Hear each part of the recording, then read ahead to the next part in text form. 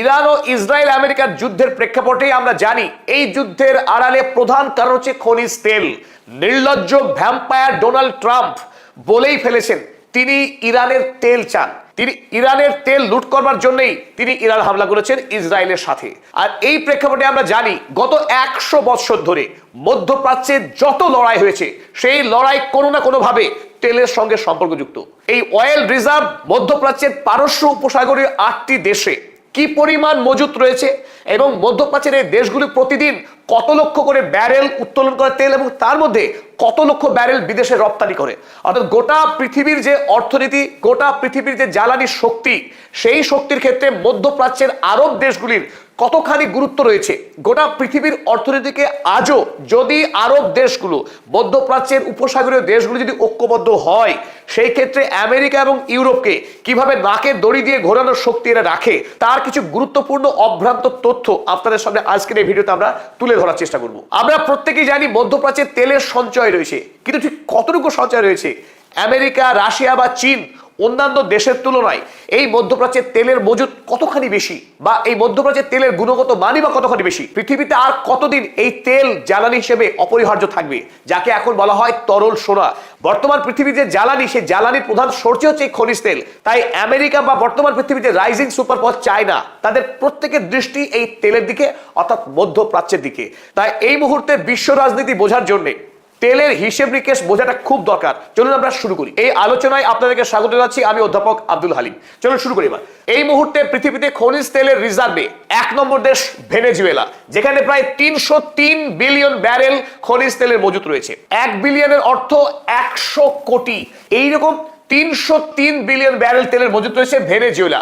এই কারণে আমেরিকার ভ্যাম্পায়ার রাষ্ট্রপতি ডোনাল্ড ট্রাম্প ভেনেজুয়েলার রাষ্ট্রপতি নিকোলাস মাদুরো এবং তার স্ত্রীকে হাইজ্যাক করে এনে আমেরিকার জেলখানায় বন্দী রেখেছেন। ভেনেজুয়েলা যদিও খনিজ তেল রিজার্ভের ক্ষেত্রে পৃথিবীতে 1 নম্বর দেশ, কিন্তু ভেনেজুয়েলা বিচ্ছিন্ন।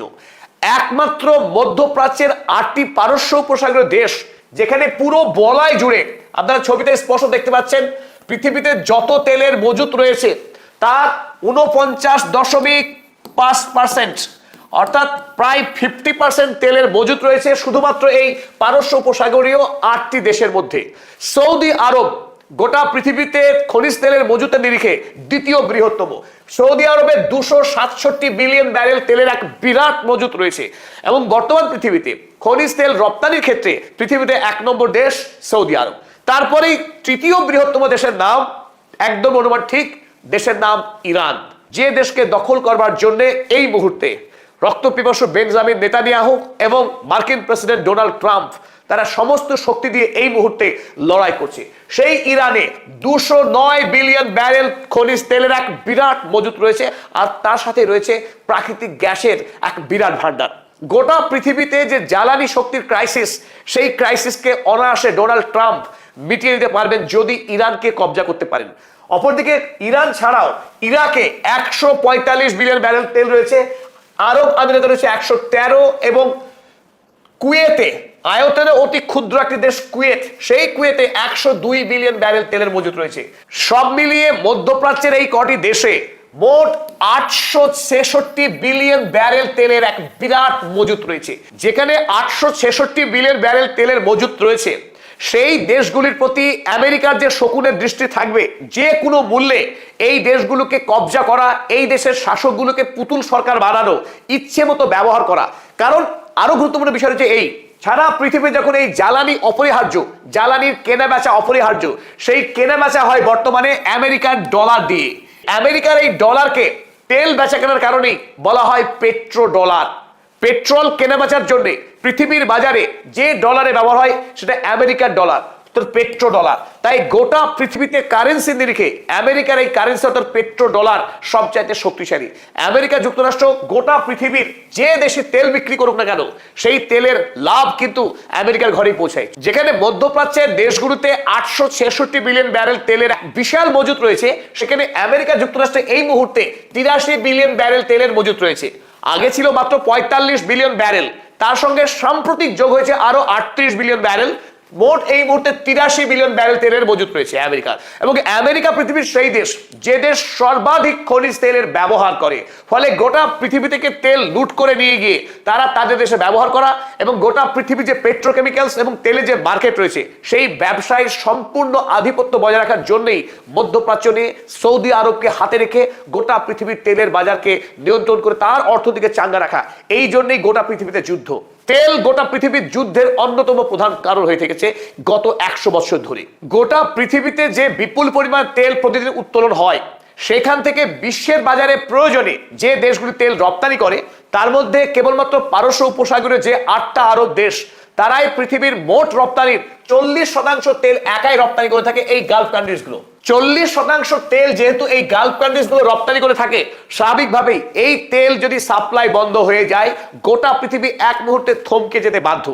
আজ এই মুহূর্তে যখন ইরানের যুদ্ধ চলছে এবং ইরান বদলা হিসেবে গোটা মধ্যপ্রাচ্যে একাধিক দেশে হামলা চালিয়েছে, যখন ইরানের জ্বালানি কেন্দ্রগুলোতে ইসরায়েল এবং আমেরিকা আক্রমণ করেছে তার বদলা হিসেবে, তাই এই মুহূর্তে গোটা পৃথিবীতে তেলের দাম আগুন হয়ে গেছে। $60 থেকে বেড়ে আজকের বাজারে $116 পৌঁছে গেছে প্রতি ব্যারেল তেলের দাম।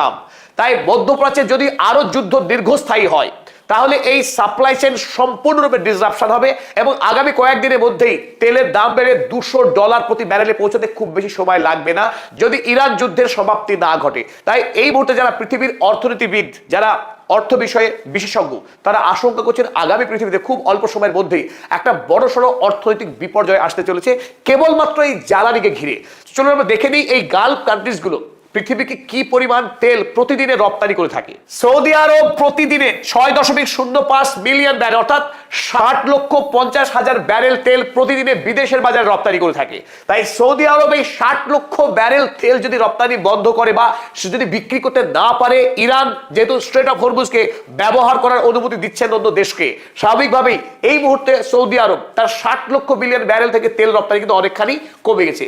আর তাই বিশ্বের বাজারে তেলের দাম এইভাবে বাড়ছে। আরব আমিরাত প্রতিদিনে 2.72 মিলিয়ন, প্রতিদিনে প্রায় 27,20,000 ব্যারেল তেল বিক্রি হয়ে থাকে আরব আমিরাত। ইরান সেখানে প্রতিদিনে 1.57 মিলিয়ন অর্থাৎ 15 থেকে 16 লক্ষ ব্যারেল তেল প্রতিদিন রপ্তানি করছে। যদিও শ্যাডো ফ্লিটে ইরান আরো অনেক লক্ষ ব্যারেল তেল বিক্রি করছে বলে আমাদের কাছে খবর। কুয়েত প্রতিদিন প্রায় 12 লক্ষ তেল বিক্রি করে, ইরাক বিক্রি করে প্রায় 13 লক্ষ থেকে 14 লক্ষ ব্যারেল তেল প্রতিদিনে, ওমান প্রতিদিনে 8 লক্ষ ব্যারেল তেল বিক্রি করতে থাকে। সব মিলিয়ে প্রতিদিনে প্রায় 1.5 কোটি ব্যারেল তেল বিক্রি হয় শুধু এই মধ্যপ্রাচ্যের দেশগুলো থেকে পৃথিবীর বাজারে। তাই গোটা পৃথিবীতে যে 40% খনিজ তেলের উৎস এই মধ্যপ্রাচ্য, স্বাভাবিকভাবেই এই মধ্যপ্রাচ্যকে নিয়েই গোটা পৃথিবীর রাজনীতির দড়ি টানাটানি। চলুন এবার দেখে নিই পৃথিবীর কোন দেশ এই মুহূর্তে সবচাইতে বেশি পরিমাণ জ্বালানি ব্যবহার করে দৈনিক হিসাবে। এই মুহূর্তে পৃথিবীর মধ্যে সবচাইতে আমেরিকা যুক্তরাষ্ট্র প্রতিদিনে সর্বাধিক খনিজ তেল ব্যবহার করে থাকে। প্রতিদিনে 19 মিলিয়ন ব্যারেল তেল অর্থাৎ 1,90,00,000 ব্যারেল তেল একদিনেই ব্যবহার করে আমেরিকা যুক্তরাষ্ট্র। প্রায় 2 কোটি ব্যারেল তেল আমেরিকা যুক্তরাষ্ট্র প্রতিদিনে ব্যবহার করে তাদের দেশের গাড়ি, কলকারখানা, বিমান পরিবহন সমস্ত মিলিয়ে আমেরিকা যুক্তরাষ্ট্র পৃথিবীর সবচেয়ে বেশি জ্বালানি ব্যবহার হয়। সুতরাং গোটা পৃথিবীতে আতশ কাজ লাগিয়ে কোথায় খনিজ তেল পাওয়া যাবে সেটা খোঁজাই আমেরিকার CIA প্রধান কাজ। গোটা পৃথিবীতে যুদ্ধ লাগিয়ে দিয়ে অবাধে খনিজ তেলকে লুট করা এবং দেশের বাজারে চাহিদা মেটানো, এটাই আমেরিকার ফরেন পলিসির প্রধান দিক। যদিও আমেরিকা যুক্তরাষ্ট্রে এই মুহূর্তে পৃথিবীর মধ্যে সর্বাধিক খনিজ তেল দৈনিক হিসেবে উত্তোলন করে থাকে। এই মুহূর্তে প্রতিদিনে আমেরিকা 1,30,00,000 বিলিয়ন ব্যারেল তেল তারা দৈনিক উত্তোলন করে থাকে। সেখানে সৌদি আরব পৃথিবীতে দ্বিতীয় বৃহত্তম তেল উত্তোলনের ক্ষেত্রে। সৌদি আরবের সেখানে 9.5 মিলিয়ন অর্থাৎ 95 লক্ষ ব্যারেল তেল উত্তোলন করে থাকে। তার মধ্যে আবার 60 লক্ষ ব্যারেল তেল বিদেশের বাজারে রপ্তানি করে সৌদি আরব। আমেরিকা যুক্তরাষ্ট্র সেখানে প্রতিদিনে যখন 1,30,00,000 ব্যারেল তেল উত্তোলন করছে, ব্যবহার করছে 1,90,00,000 বিলিয়ন ব্যারেল। প্রতিদিনে বিশ্বের বাজার থেকে 60 লক্ষ ব্যারেল তেল তাকে আমদানি করতে হয়। আর এখান থেকে বোঝা যায় যে আমেরিকা তেলের জন্য কেন এত বেশি আগ্রাসী। দ্বিতীয় বৃহত্তম দেশ তেল ব্যবহারের ক্ষেত্রে চায়না। আমরা ছবিতে দেখতে পাচ্ছি 16.4 অর্থাৎ প্রতিদিনে 1,64,00,000 ব্যারেল তেল চীন ব্যবহার করে। সঙ্গত কারণে করে চীন এই মুহূর্তে গোটা পৃথিবীর যে কারখানা রয়েছে, প্রোডাকশন হাব চায়না। আমেরিকা, ইউরোপের বড় বড় কোম্পানিগুলোর কারখানা এই মুহূর্তে চীনে। তাই চীন প্রতিদিন একটু একটু করে চীনের অর্থনীতি যত বড় হচ্ছে, খনিজ তেলের চাহিদাও চীনের বাড়তেই আছে। আমরা জানি এই সাম্প্রতিক সময়ে ভেনেজুয়েলা থেকে চীন প্রচুর পরিমাণে খনিজ তেল আমদানি করত, সেই ভেনেজুয়েলাকে এখন আমেরিকা সম্পূর্ণ নিয়ন্ত্রণে নিয়েছে। ইরান চীনের জন্য গুরুত্বপূর্ণ খনিজ তেল সাপ্লায়ার ছিল, সেই ইরানেও আমেরিকা থাবা বসানোর চেষ্টা করছে, লক্ষ্য একটাই, চীন যাতে আগামীতে পৃথিবীর সবচেয়ে শক্তিশালী দেশ বা সুপার পাওয়ার তৈরি না হয়, তার শেষ চেষ্টা, তার মরণ কামড় দিয়ে চেষ্টা করছে ডোনাল্ড ট্রাম্প তার ক্ষয়িষ্ণু যে সাম্রাজ্য, মার্কিন সাম্রাজ্য, সেই মার্কিন সাম্রাজ্যকে বাঁচানোর মরণপণ চেষ্টা করছে ডোনাল্ড ট্রাম্প। তাই যেখানে চীন রয়েছে সেখানেই আক্রমণ করে পরোক্ষভাবে চীনকে বার্তা দেওয়ার চেষ্টা করছে ডোনাল্ড ট্রাম্প। তৃতীয় বৃহত্তম দেশ হিসেবে দেখছি ভারতবর্ষ, 5.6 মিলিয়ন, অর্থাৎ প্রতিদিন 56 মিলিয়ন তেল ব্যবহার করে ভারতবর্ষ। বৃহৎ দেশ, পৃথিবীর এই মুহূর্তে সর্বাধিক জনবহুল দেশ ভারতবর্ষ, সেই দেশ এখন পৃথিবীতে খনিজ তেল ব্যবহার নিরিখে তৃতীয় অবস্থান করছে। সেখানে সৌদি আরব প্রতিদিনে 40 লক্ষ ব্যারেল তেল ব্যবহার করে তাদের দেশের পরিবহন কারখানা সব মিলিয়ে, অর্থাৎ সৌদি আরব গোটা পৃথিবীতে খনিজ তেল ব্যবহারের ক্ষেত্রে 4র্থতম দেশ, আর রপ্তানি ক্ষেত্রে সৌদি আরব পৃথিবীতে 1 নম্বর গুরুত্বপূর্ণ দেশ। আর এটাও একটা গুরুত্বপূর্ণ কারণ, সেই 1973 সালে রিচার্ড নিক্সনের সঙ্গে সৌদি আরবের বাদশাহ ফয়সাল বিন আব্দুল আজিজ তার সঙ্গে চুক্তি করেছিলেন সেই পেট্রো ডলারের, অর্থাৎ সৌদি আরব কেবলমাত্র মার্কিন কারেন্সি ডলার, মার্কিন ডলারের মাধ্যমে খনিজ তেল বিক্রি করবে এবং সেই মার্কিন ডলারেই সৌদি আরবের তেলের দাম নির্ধারিত হবে। তারপর থেকে সমস্ত গালফ কান্ট্রিজগুলো, ওপেক কান্ট্রিজগুলো যারাই তেল রপ্তানি করে বিশ্বের বাজারে, প্রতিটা দেশ তারা খনিজ তেল বিক্রির দাম নির্ণয় সবটাই শুরু হয়ে যায় পেট্রো ডলার। তাই মার্কিন সাম্রাজ্য গোটা পৃথিবীতে অপরাজেয় হয়ে উঠতে থাকে। খনিজ তেল যখন গোটা পৃথিবীর জ্বালানি শক্তি হিসেবে এত গুরুত্বপূর্ণ এবং তাকে নিয়েই বিশ্বব্যাপী লড়াই, চলুন এই প্রেক্ষিতে আমরা দেখে নিই বর্তমান পৃথিবীতে কোন জ্বালানি শক্তি পৃথিবীতে কত পরিমাণ ব্যবহার হয়। খুব সঙ্গত কারণেই বর্তমান পৃথিবীতে যে সমস্ত জ্বালানির উৎস ব্যবহার হয় তাদের মধ্যে 1 নম্বরে খনিজ তেল। বর্তমান পৃথিবীর 32% জ্বালানি শুধুমাত্র খনিজ তেলই ব্যবহার হয় সারা পৃথিবীর ক্ষেত্রে। কিন্তু দ্বিতীয় গুরুত্বপূর্ণ উৎস হচ্ছে কয়লা। 26% শক্তি উৎপাদনের ক্ষেত্রে পৃথিবীতে আজও কয়লার ব্যবহার হয়। শুনতে সত্যি অবাক লাগে যখন আমরা জানি যে কয়লার ব্যবহার প্রায় শেষ হয়ে গেছে। সেই সময়ে দাঁড়িয়েও আজও পৃথিবীতে 26% শক্তির উৎস পৃথিবীর এই কয়লা। তৃতীয় বৃহত্তম হচ্ছে পৃথিবীর 23% জ্বালানি উৎস ন্যাচারাল গ্যাস, প্রাকৃতিক গ্যাস পৃথিবীতে অত্যন্ত গুরুত্বপূর্ণ উৎস। সেখানে আমরা দেখবো যে জলবিদ্যুৎ মাত্র 6%, নিউক্লিয়ার পাওয়ার থেকে 4% এনার্জি আসে পৃথিবীতে। অন্যদিকে অচিরাচরিত অর্থাৎ পুনর্নবায়নযোগ্য যে শক্তির উৎস, সোলার পাওয়ার, উইন্ড পাওয়ার, এই ধরনের উৎস থেকে পৃথিবীতে এই মুহূর্তে 8%, 8% জ্বালানি উৎপন্ন হয়ে থাকে। তাই বর্তমান পৃথিবীতে এক বছরে 620 এক্সাজুল পরিমাণ শক্তির ব্যবহার হয়, সেখানে 32%ই আসে খনিজ তেল থেকে। কিন্তু মজার যে তথ্য আপনার সামনে আমরা দিতে চাই সেটা হলো এই খনিজ তেল এবং প্রাকৃতিক গ্যাস দুটো মিলিয়ে প্রায় 55% শক্তির উৎস হচ্ছে এই খনিজ তেল এবং প্রাকৃতিক গ্যাস। আর এই দুটির ক্ষেত্রেই পৃথিবীতে অন্যতম বলয় হলো মধ্যপ্রাচ্য। পারস্য উপসাগরীয় দেশগুলিতে বিপুল পরিমাণে খনিজ তেল পাশাপাশি প্রাকৃতিক গ্যাস পাওয়া যায়। আজ যখন কাতারের রাস লাফান গ্যাস টু লিকুইড ফ্যাসিলিটি যখন আক্রান্ত হলো, তাতে গোটা পৃথিবীতে এলএনজি এলপিজির ক্রাইসিস শুরু হয়ে গেল। অর্থাৎ যদি আরব দেশগুলি পৃথিবীর বাজারে খনিজ তেল এবং প্রাকৃতিক গ্যাস রপ্তানি বন্ধ করে দেয়, এই মুহূর্তে গোটা পৃথিবীর সভ্যতা এক মুহূর্তেই থমকে যাবে। তাই গোটা পৃথিবীকে নিয়ন্ত্রণ করার ক্ষেত্রে একটা সময় যখন মুসলিম বিশ্বে খিলাফত ছিল, তারা ঐক্যবদ্ধভাবে সিদ্ধান্ত গ্রহণ করত, তাদের রাজনৈতিক এবং অর্থনৈতিক সিদ্ধান্ত।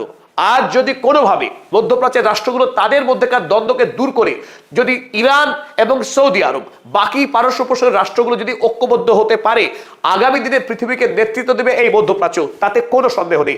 আমেরিকা যুক্তরাষ্ট্র হোক, ইউরোপ হোক, চীন বা রাশিয়া, মধ্যপ্রাচ্যকে বাদ দিলে পৃথিবীর কোনো অস্তিত্বই থাকবে না। কারণ যে পৃথিবীতে জ্বালানি নেই, সে পৃথিবীতে কারখানা কল্পনা করা যায় না, সভ্যতা কল্পনা করা যায় না। তাই বর্তমান পৃথিবীতে যখন মনে করা হয় মধ্যপ্রাচ্যের সমস্ত রক্তপাত, খুন, রাহাজানির কেন্দ্র, আসলে মধ্যপ্রাচ্যকে ষড়যন্ত্র করে পরিকল্পনা মাফিক এখানে 100 বছরের যুদ্ধ লাগিয়ে রাখা হয়েছে, যাতে করে মানুষকে বোঝানো হয় যে মধ্যপ্রাচ্যের মানুষ তারা ঝগড়া প্রিয়, তারা রক্তপাত করতে ভালোবাসে।